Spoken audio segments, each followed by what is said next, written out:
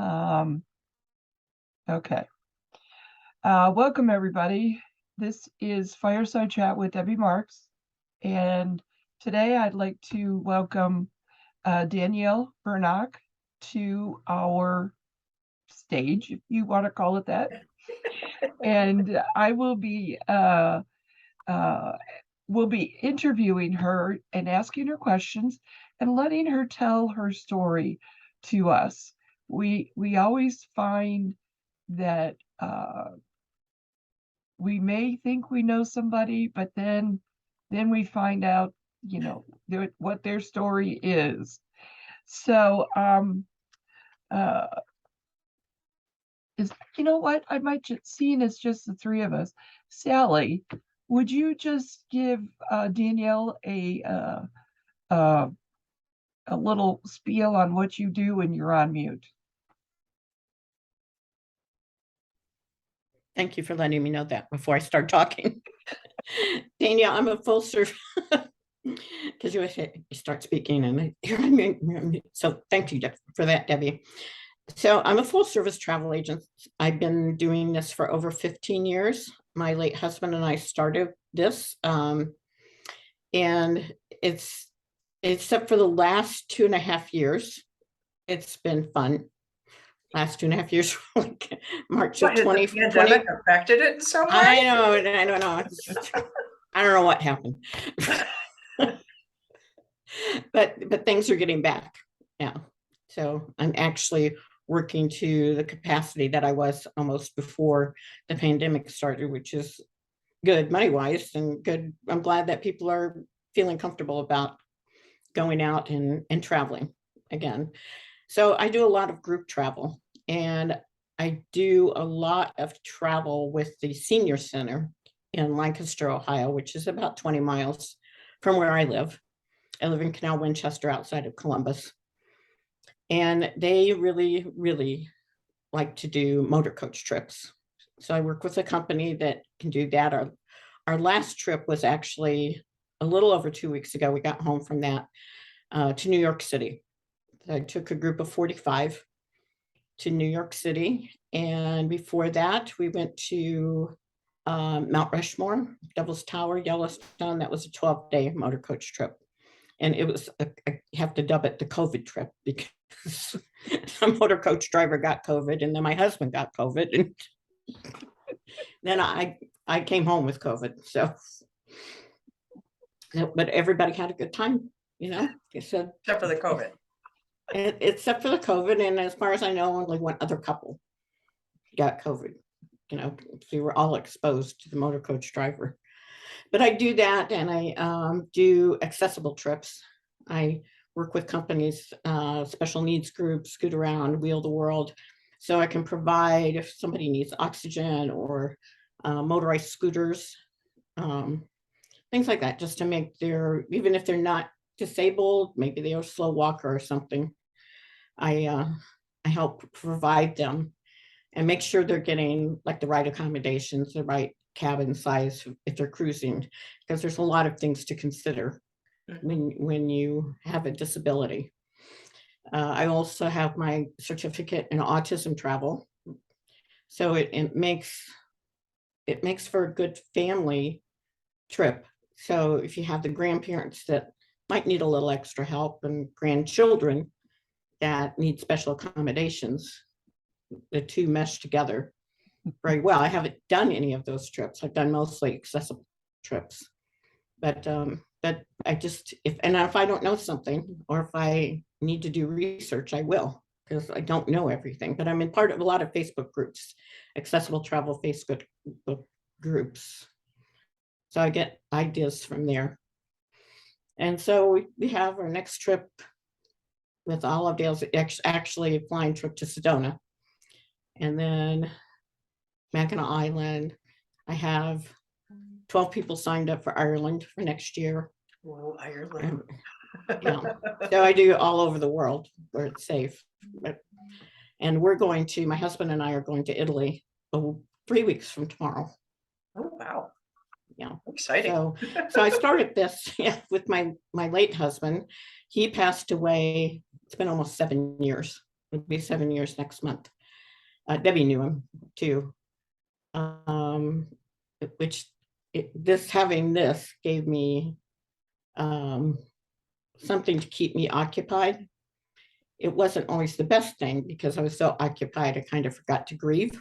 So, so a couple years into that, I wasn't doing so well. And a woman, it just happenstance, she asked me if I wanted to join a hospice grief support group. She didn't know that I was feeling the way I was. So I went. I met my husband there. So we've been married since March. Well, congratulations. Thank you. It's awesome. So that's just a tiny bit of what I've been Hospice through. My grief husband support died is of really good. At least it was back when my mom passed. That's how I yeah. really got help in my life, was through a hospice grief support. Yeah, they are wonderful. Not just, there's another couple that just got married from that same group. That was a good group. Wow. There was just that And they good were really ratio. committed to that support there. Usually That's it's great. not, that ratio isn't there because it's mostly women.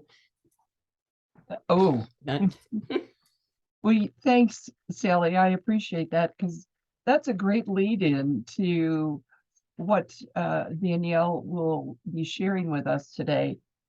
Let me just give a brief description of what Danielle is doing. She is a childhood trauma survivor, an international award-winning author, speaker, podcast host, and trauma-informed self-love coach who helps men, women, and organizations emerge with clear vision of their value, take ownership of their choices, and chart a path to their promise, becoming victorious souls. I don't think I left the sentence out. She's authored 4 books, created courses and workshops to implement her 4-step proven process called SELF. Her mantra is love yourself from survive to thrive. And she's known as that lady on the internet who loves you. That's so nice. Danielle married young, raised 2 children, and didn't come into her own until she was in her 50s, when she wrote and published her first book and really started to thrive in life. As you can see behind Danielle, her first book that she wrote was called Emerging with Wings, and then also Because You Matter. And I'm really intrigued with this name, A Bird Named Pain. And then you wrote your Love's Manifesto. So I thank you very much for joining us today. I'm sure there's going to be a lot of other people that are going to be interested in what you have to offer, what your story is. And a lot of times it kind of clicks a little key in the lock for somebody that didn't know. And I'm really glad to have you. So the first thing I'd like to ask you is, what is your definition of trauma? My definition of trauma is unlike what you read everywhere, because people define trauma as an incident, something that happened. But what trauma actually is it's a wound on the inside of a human. It's a wound to the soul, to the mind, and to the brain that affects how you think and feel and behave. That's a real simple definition of trauma.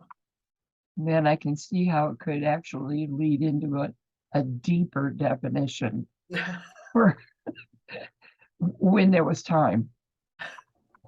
So you mentioned here about childhood trauma and adult trauma. What is the difference between the two of them? Well, childhood trauma is also called developmental trauma. Less people are aware of that term. And it's really a huge difference. I got this really cool illustration one time when I was being interviewed for a podcast, and I just love it because it helps people visualize the difference. Yes. Because the child is not done growing up, their brain is not formed. They are impacted by what happens to them in the process of still growing up. Whereas an adult, they have their mental functions, their emotional functions, whether they're operating right or not is not the issue, but they're fully formed. Even though I've learned that it's not until you're 25 that your prefrontal cortex is fully matured. So you're not really a fully adult in the front of your brain until you're 25. Wow. So my daughter teased me that, because I've talked with her and my kids about raising them, and I did the best I knew how, but I was messed up and I was healing along the way also. And she said, Mom, well, you got married and had kids before you had a complete brain. Ooh. And she didn't mean that's a slam. She meant that as a give yourself a break. It's I an got married observation. at 21. I had both my kids, at 22 and at 24. I mean, so yeah, I was married and had 2 kids before that frontal cortex was done. So she I was had right. no idea. I had no idea. Wow. But the illustration that I got for people to visualize, the difference between is, imagine you're making cupcakes. Okay. And you have those little paper cups, and you put the cupcake batter in the cupcake and you put them in the oven. But then, you have to go somewhere or whatever. You go in and you pull them out of the oven, and then one of them falls on the floor. Well, that's going to splat all over the floor, right? Well, if those cupcakes had been baked and they were completely done, and then one falls on the floor, some crumbs might fall out. They might not. It might break, it might not. But the difference of what happens when that uncooked cupcake falls on the floor and the cooked cupcake falls on the floor is vastly different. And that's kind of like what it is with children. They don't have the capacity. They are not done. They don't know how to think and feel in ways that are logical, and they don't have the concept ability. That it's like they're not done cooking. They're not done cooking yet. And one of the ways I try to help people to look at their own childhood trauma differently, because when you're an adult, you look at your childhood trauma like an adult. Mhm. And that's actually not productive, because we have the tendency to dismiss it. Oh, well, that just happened and I should just get over it. And I don't know why that's bothering me so much. And I should have been this and I should have been that. And we look at what happened to us when we were 6 years old through the eyes of a 36 or 30 or 40 or 50 or 60-year-old. Yeah, I'm 64 now. I was not the same when I was 6, when my first grade teacher shamed me in front of the entire class.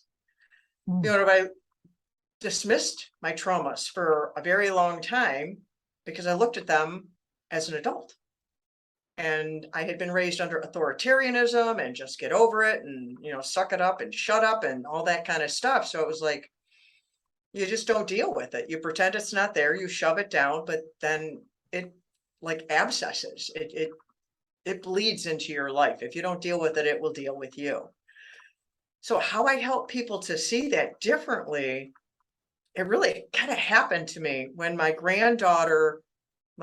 youngest granddaughter, when she turned 6, I imagined her going through what I went through at her age.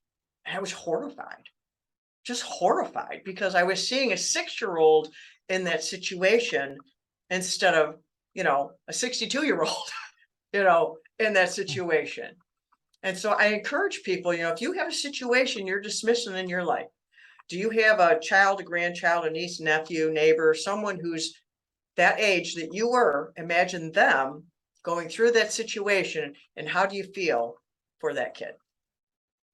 You see it differently when you try and see it through their eyes. And kids have different personalities too, because I have a grandson who is 6 now, and I imagine him going through that, and he would be one that he'd probably laugh it off because of his personality, because of just how he's wired.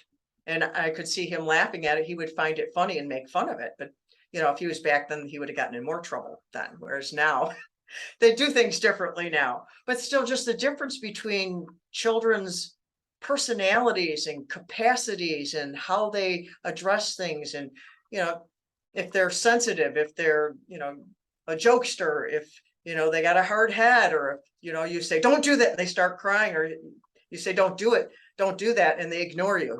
Different kinds of kids, they respond in different ways. So yes, childhood and adult trauma is completely different, but trauma is still trauma, and it still leaves the mark, and it still has its side effects. I never thought of it that way. And never. Wow. You talk about that in one of your books? Which part? The whole cupcake thing, I just learned this past year during a podcast interview is where I really did that. So that's not in my book. That part's not there. No, but the prefrontal cortex. Why do I trip over that word? Prefrontal cortex. Yes. All those big words. I'm not a scientist, but I know those are big words, especially.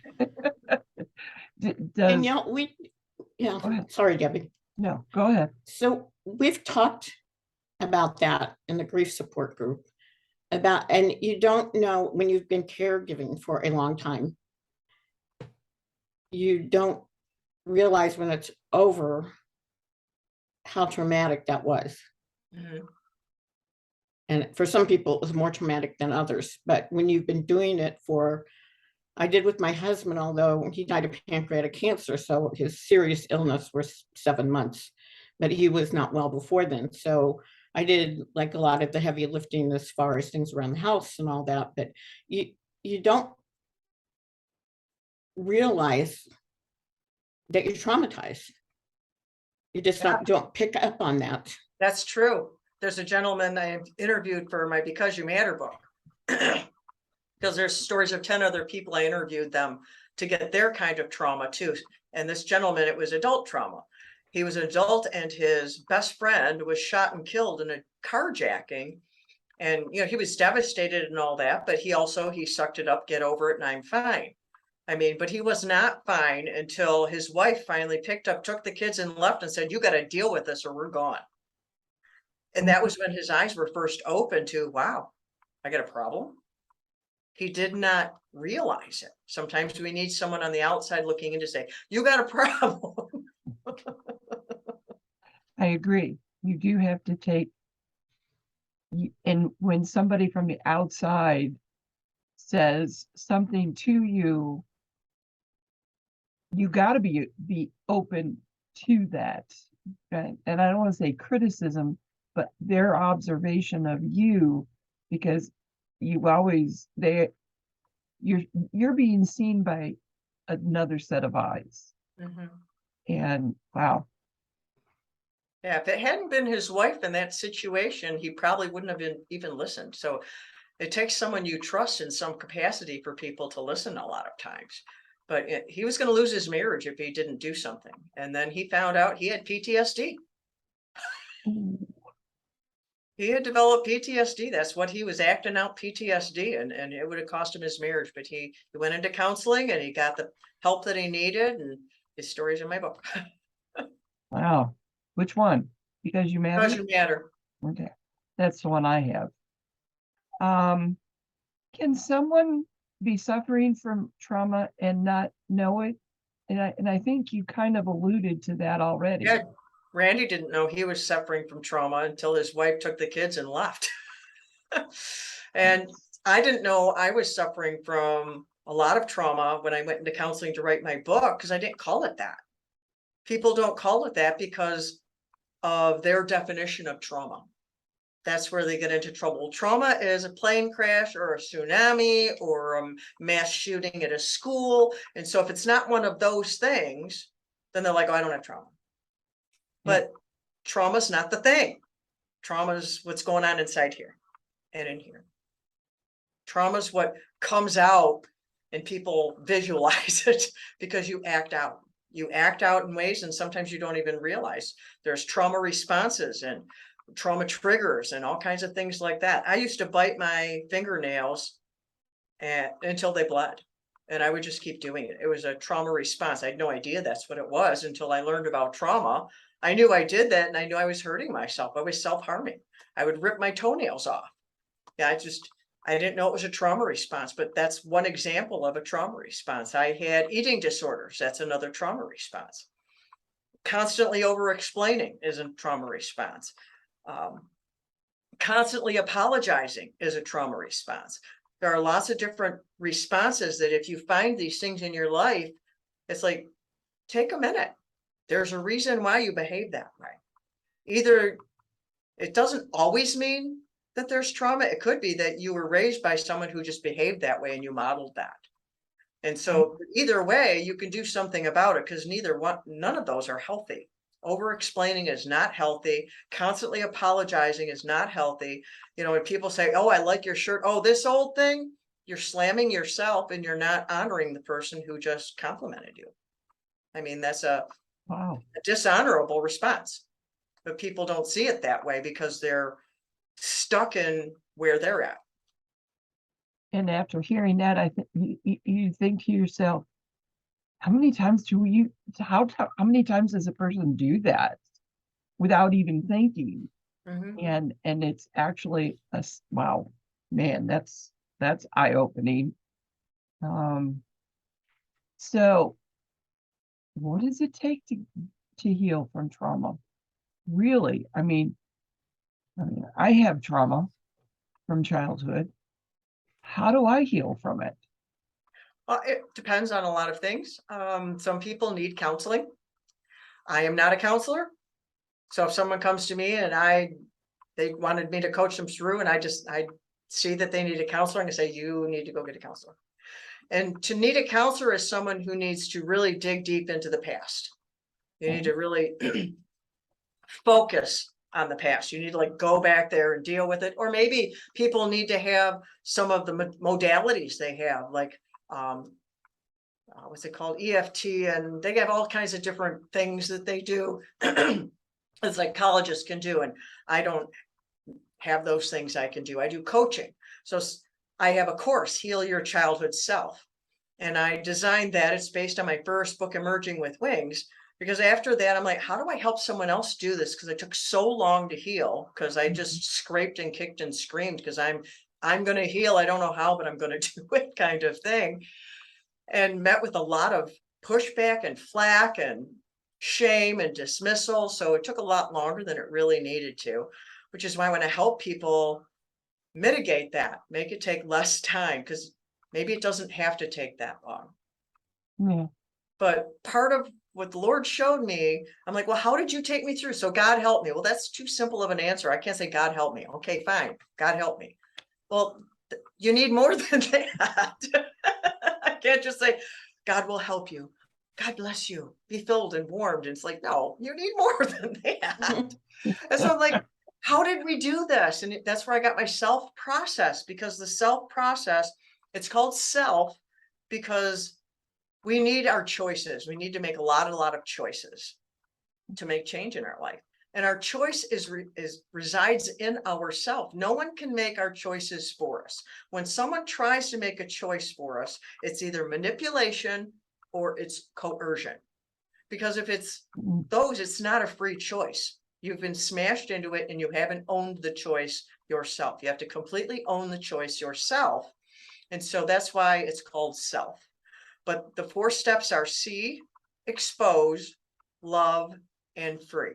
And in my course, it's designed as a 12-week course, but I also have the fast track for the impatient ones who don't want to take so long, so they can do it quicker. But it's in 12, lessons. It's in 4 different modules, the see, expose, love, and free module.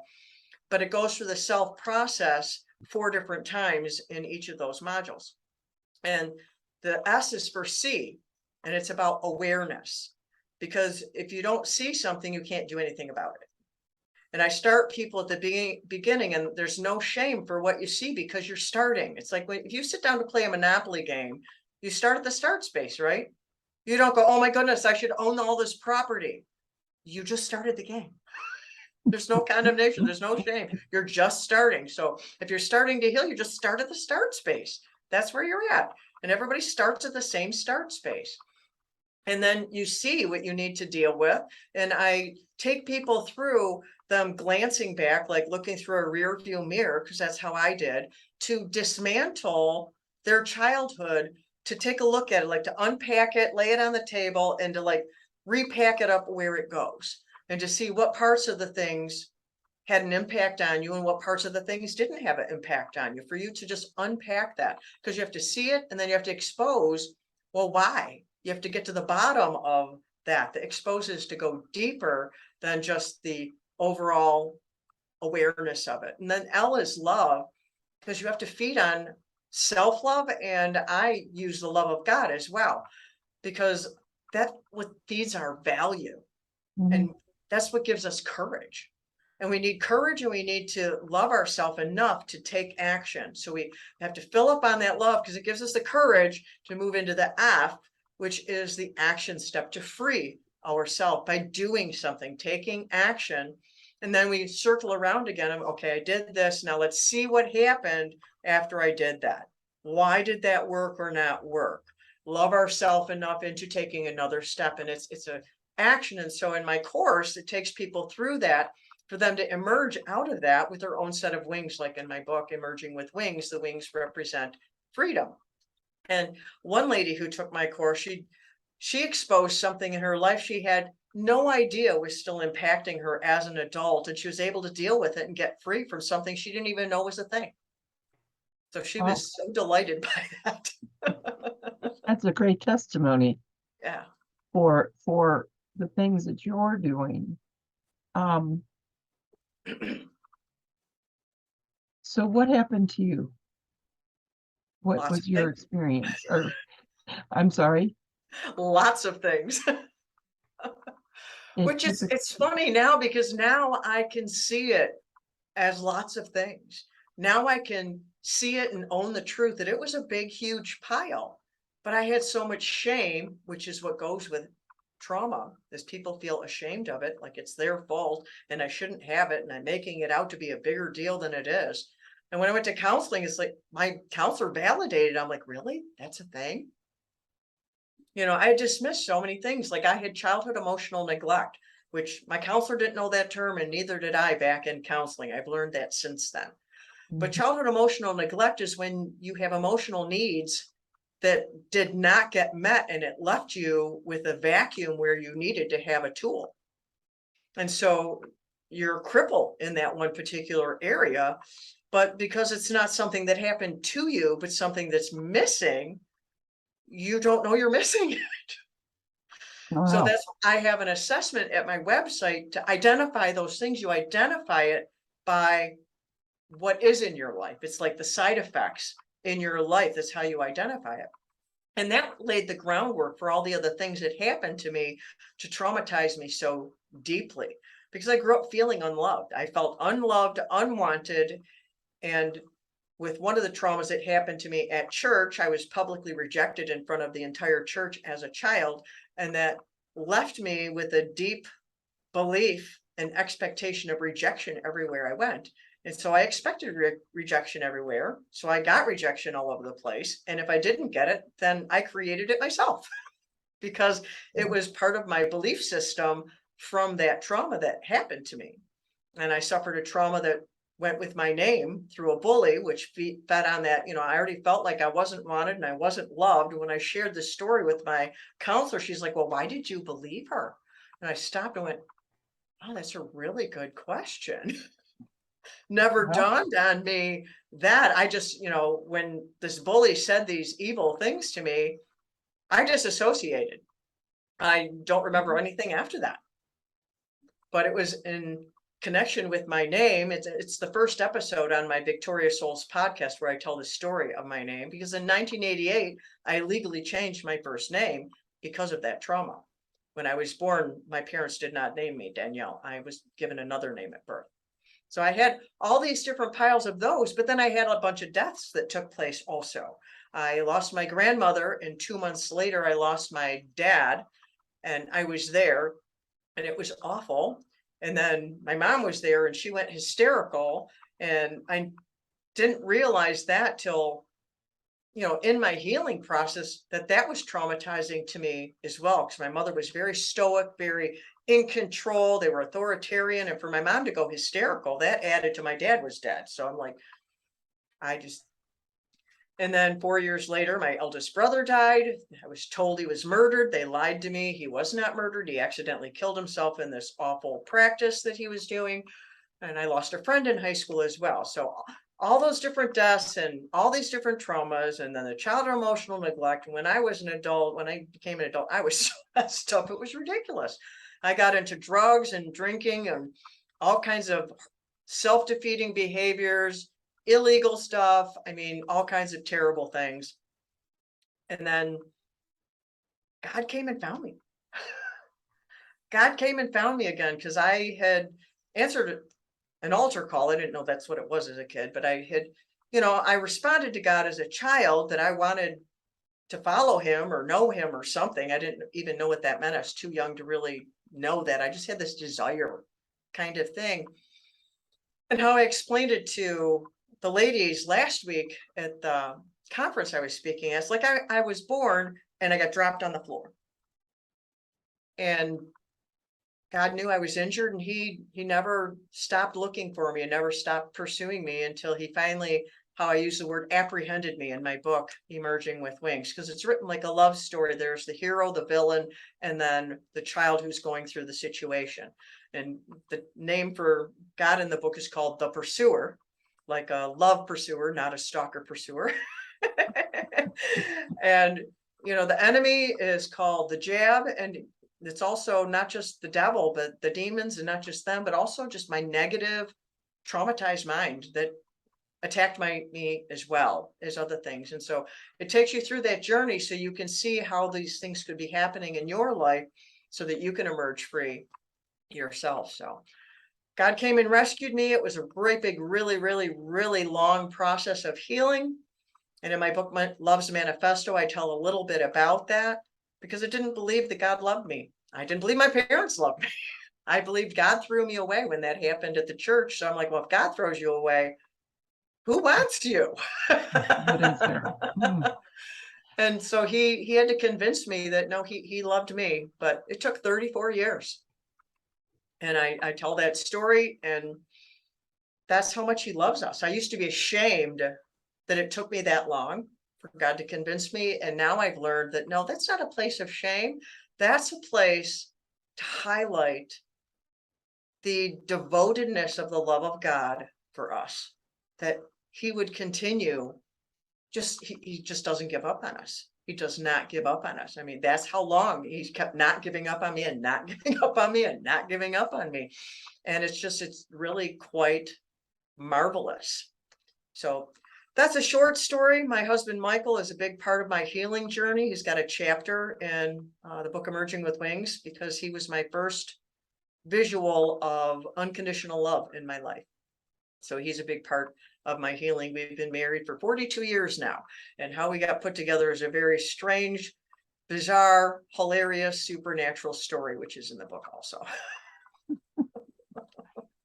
Wow, you've given us a lot to think about. So I think earlier you mentioned the CPTSD.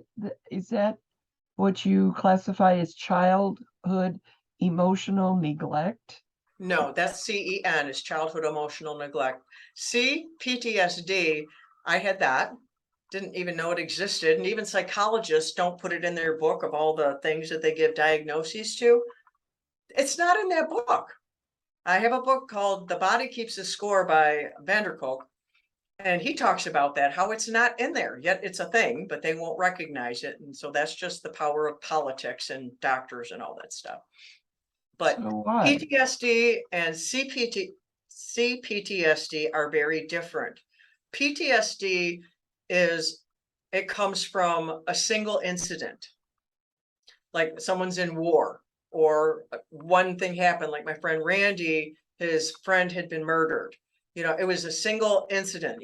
Someone's at the Sandy Hook massacre, they were there, or the mass shootings. It's a a single horrific thing.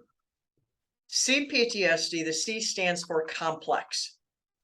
And what that means is it formulates over time. That formulates by something that happens repetitive after another, after another, after another, the same thing over and over and over and over and over and over again, or it's a bunch of things in succession. And I had both those. I had all the different ways you can explain that. That's how it kind of formed. And it's very complicated, and it causes irrational behavior and beliefs, but you could be healed. Hallelujah. Amazing.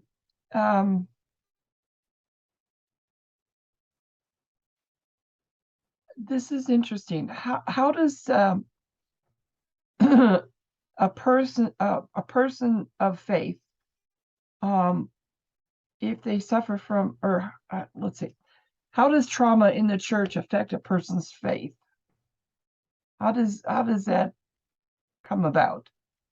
Oh, well, now I can look at that two ways, because I have a friend I met that she just published a book called Trauma in the Pews. And her take on that is completely different from where I was coming from, and both are very important. Her book, Trauma in the Pews, is about a person who comes to the church already traumatized. And so they have trouble with different spiritual disciplines because of their trauma. And they get met with accusations and things that, you're being sinful, or they get into trouble because they can't do these things, but people don't know that trauma is the reason why they struggle. It's not a sin thing, it's a trauma thing. Whereas where I came from, my trauma happened in the church. So there's people who get traumatized by the church, and then there are those who are traumatized and just are in the church. Do you see the difference? Yes. There? So that's like two different ways of doing it, and just because someone gets bothered by the church or offended at the church, that doesn't mean they were traumatized by the church, but that doesn't mean they weren't either. Again, trauma is a thing that happens inside of you, but people do pawn it off and they just cop an attitude. But there's ways around this. If people want to know the truth, people can find the truth. It depends on if they want to know the truth or not. But when you are traumatized by the church, it hinders your view of God, because the body of Christ is, the head and the body is all one. And especially as a child. And someone I interviewed for my podcast, she was taken advantage of by a gentleman who was an elder at the church, who was also a psychologist. So she was traumatized as an adult, and it was a different thing. So it affects your relationship with God because it taints it. It puts these lies in it, and it mangles it. So you need to find the truth and get the truth of the word of God. You need to process that trauma and heal it out of you.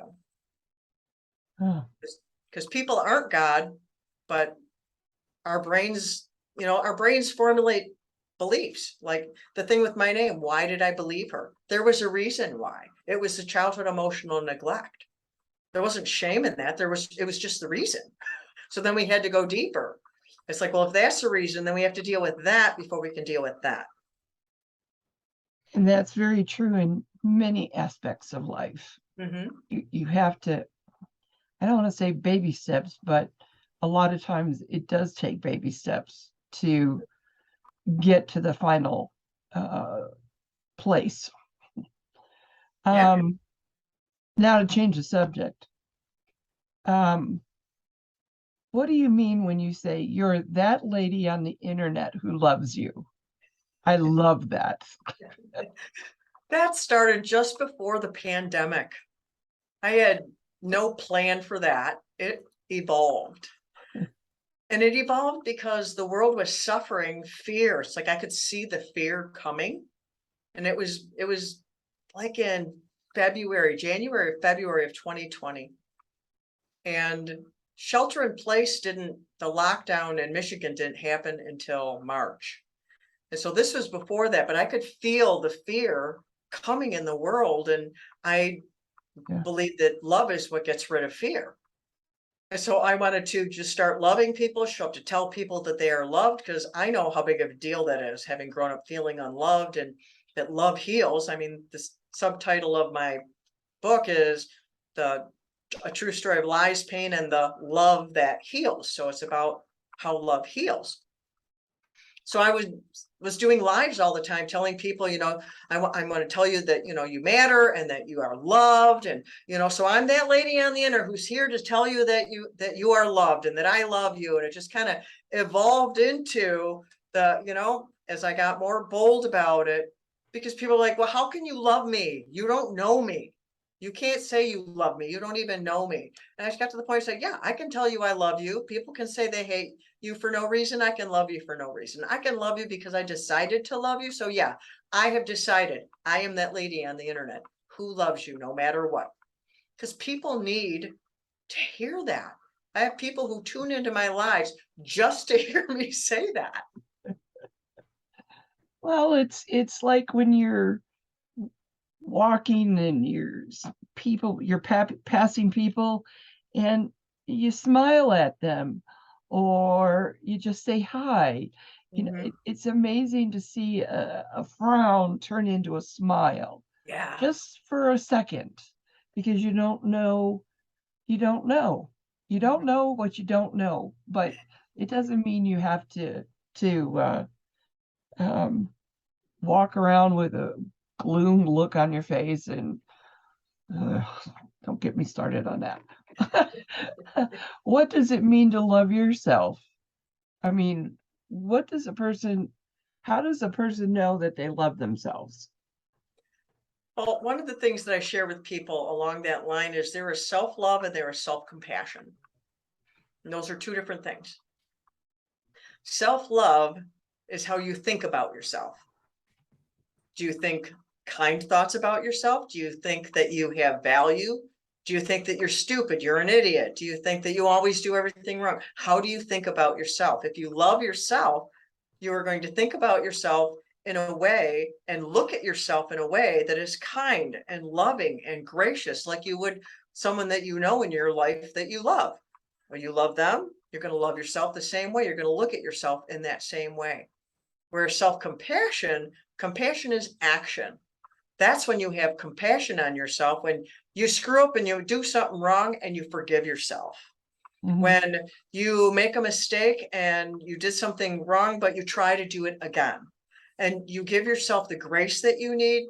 And it's how you treat yourself. One is how you think about yourself, and one is how you treat yourself. Oh, I never would have thought about it that way, but that makes sense. One more question. Are mental health and emotional health the same thing? I can see where there would be a conflict in the definition of both of those. What's your opinion? I believe they are not the same thing. And I was very surprised and disappointed when I was researching this.